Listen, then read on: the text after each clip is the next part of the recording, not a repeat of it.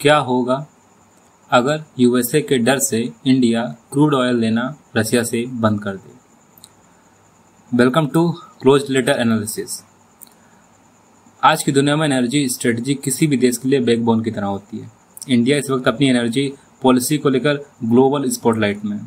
India ने साफ कहा है कि उसकी प्रायोरिटी एनर्जी सिक्योरिटी और एनर्जी ट्रांजिशन दोनों है।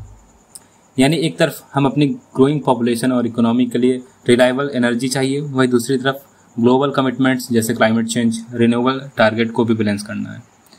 इस बैलेंस को इंडिया ने हाल में ही SCO समिट में बड़े कॉन्फिडेंस के साथ सबके सामने रखा है। शंघाई कॉरपोरेशन ऑर्गेनाइजेशन 2025 जो हाल में ही कंप्लीट हुआ है, इंडिया ने साफ कहा है एनर्जी सिर्फ इकोनॉमिक इशू नहीं है बल्कि जियोपॉलिटिक टूल भी है। इस समिट में ऑयल, गैस, रिन्यूएबल कॉरपोरेशन पर गहरी चर्चा हुई। इंडिया ने इसे अपनी स्ट्रॉन्ग पोजीशनिंग दिखाई। SCO जैसे फोरम पर इंडिया अपनी इंडिपेंडेंट वॉइस बनकर उभरा है। ये क्लियर मैसेज है कि इंडिया किसी एक पावर ब्लॉक पर डिपेंड नहीं है बल्कि एक एनर्जी हब के तौर पर डेवलप हो रहा है।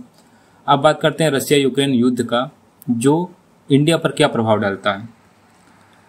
रशियन यूक्रेन युद्ध डोमेस्टिक और ग्लोबल एनर्जी स्ट्रेटजी पर गहरा असर छोड़ता है। युद्ध के बाद क्रूड ऑयल की कीमतों में बहुत ज़्यादा बढ़ोतरी हुई है। वेस्टर्न कंट्रीज ने रशिया पर जहां प्रतिबंध लगाए, वहीं इंडिया ने स्मार्ट मूव करते हुए डिस्काउंटेड रशियन ऑयल इंपोर्ट किया। अपने डोमेस्टिक मार्केट को स्टेबल रखना भी इंडिया के लिए एक चुनौती है। एक तरफ इंडिया की इकोनॉमी को फायदा इससे मिला, लेकिन दूसरी तरफ ग्लोबल लेवल पर इंडिया को एनर्जी बैलेंसर के रूप में देखा जाने लगा। यातो बार ने साफ कर दिया है कि एनर्जी सिर्फ फ्यूल नहीं बल्कि फॉरेन पॉलिसी का सबसे शार्प टूल है। इसी बीच इंडिया यूएस रिलेशंस पर भी असर पड़ा है। एनर्जी कॉरपोरेशन और ट्रेड में SCO और यूक्रेन वार के चलते ग्लोबल ऑयल रूट्स और सप्लाई चेन पर प्रेशर बढ़ गया है। विश्लेषक मानते हैं कि वेस्ट इंडिया टैरिफ में 50% तक की बढ़ोतरी ने प्रेशर और बढ़ा दिया है। चाहे वह ट्रेड हो, फ्लाइट्स हो या शिपिंग रूट्स हो, इसका सीधा मतलब है ग्लोबल कॉन्फ्लिक्ट्स बैटलफील्ड तक सीमित नहीं रहे हैं बल्कि हमारी डेली लाइफ और इंटरनेशनल कनेक्टिविटी पर भी इम्पैक्ट डालते हैं।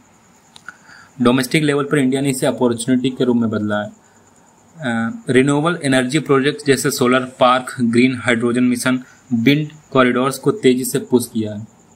साथ ही इंडिया ने अपने ट्रेडिशनल ऑयल गैस इंपोर्ट को डाइवर्सिफाई किया है ताकि एक रीजन पर डिपेंडेंसी ना रहे। एनर्जी ट्रांजिशन की इस स्ट्रेटजी ने दुनिया में इंडिया का यह क्लियर कट मैसेज दिया है कि इंडिया किसी भी कंडीशन के लिए तैयार है। तो कुल मिलाकर SCO समिट ने इंडिया को रीजनल एनर्जी कॉरपोरेशन में लीडरशिप दी है। यूक्रेन वॉर ने इंडिया को डिप्लोमेटिक बैलेंसिंग पावर को हाईलाइट किया है। ग्लोबल US टैरिफ के प्रेशर ने यह भी दिखाया है कि अगर डोमेस्टिक कंजम्पशन और डोमेस्टिक स्ट्रेटजी नहीं बनाई जाएंगी तो किसी भी देश को जियोपॉलिटिकल तौर पे नुकसान होगा। आप अपना इसमें क्या विचार रखते हैं, आप कमेंट बॉक्स में शेयर कर सकते हैं। धन्यवाद।